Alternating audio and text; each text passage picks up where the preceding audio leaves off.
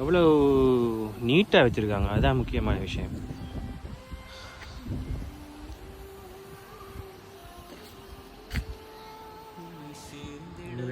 சிங்கம் ரெண்டு இருக்கு, எங்கே போனாலும் நமக்கு சிங்கம் வந்துடுது. ஏன்டா மனிதர்கள் வந்து அவங்களோட பலத்தை வந்து மிருகங்கள் மூலமாக தான் வந்து டிஸ்பிளே பண்ணியிருக்காங்க இந்த உலகத்துக்கு. ஸோ சிங்கம், புலி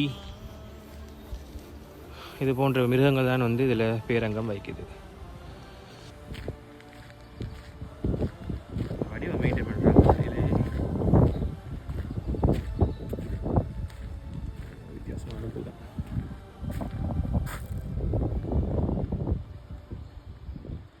இதுக்கெல்லாம் போகிறோம்.